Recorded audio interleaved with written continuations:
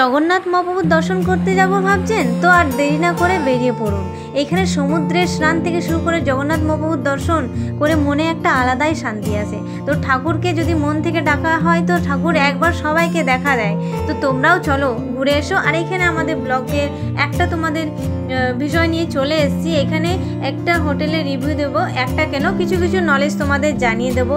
এখানে যদি ঘুরতে আসবো ভাবছেন আর ভাবছেন যে না সেরকম রিজনেবল প্রাইসে হোটেল পাবো কি পাবো না, তো আর চিন্তা করবেন না, আমাদের ব্লগটা দেখো আর তোমরাও বুঝতে পারবে। যদি কিছু অসুবিধা হয় বুঝতে তো কমেন্ট করবে, আমরা জানানোর চেষ্টা করবো। তো চলো আমাদের স্বর্গদুয়ারের থেকে একদম সমুদ্রের কাছে এই হোটেলের খবর তোমাদের জানিয়ে দিই। একটা কেন সব হোটেলেরই প্রায় বলি। তো এই যে সাগরবেলা হোটেল, এইখানে এসি নন এসি সব রকমেরই ব্যবস্থা আছে।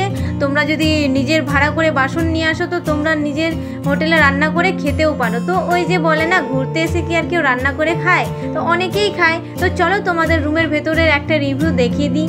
এটা হচ্ছে এসি, এইখানে এসি, কাবার্ড, একটা ভালো বেড, ড্রেসিং আয়না, রান্না করার ব্যবস্থা। গাইস ব্যাকগ্রাউন্ডটা আগে বলছি, তোমরা একটু অ্যাভয়েড করবে। 3-4 দিনের ট্যুর তো সে নিজের ঘরের মতো এদিক ওদিক ছড়িয়ে রাখা হয়। তো এই যে জলের ব্যবস্থা, ভেতরে রান্না করার জায়গা, ড্রেসিং আয়না, সাথে বেড, আর তার সাথে নন এসিও পেয়ে যাবে। আর রুম চার্জগুলো বলে রাখি, 800 থেকে স্টার্ট হয় নন এসি, আর এসি 1000-এর ওপর থেকে স্টার্ট হয়। তো সেরকম বার্গেনিং করলে তোমাদের কম বেশি হয়ে যাবে। আর আশেপাশের হোটেলগুলো তো সেম এরকমই প্রাইস, এর বেশি নয়। তো ঘুরতে আর দেরি করো না, তোমরা চলে এসো।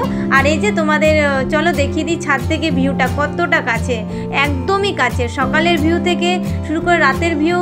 এখানে রুমে বসে তো 1-2 দিন কাটানো হয়, সেই এনজয়টা তোমরা এখানে গিয়ে পেয়ে যাবে। তো তারপর হোটেলের ওপরে রেস্টুরেন্টের ব্যবস্থা আছে।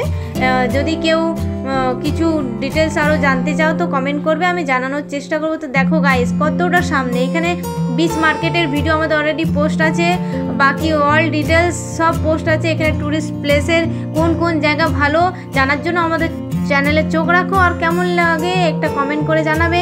তার আগে চ্যানেলে সাবস্ক্রাইব আর যারা পেজটা ফলো করে দিও। তো এই যে ওপর থেকে দেখাচ্ছিলাম 5 ফ্লোরের বিল্ডিং হচ্ছে এটা। তো ওপরে আমরা একটু ঘুরছিলাম। তো চলো গাইস ব্লগটা কেমন লাগলো আর কার কার হেল্প হলো নিশ্চয়ই কমেন্টে জানাবে কিন্তু। তো চলো আর দেরি না করে পুরী ঘুরে এসো। Bye bye.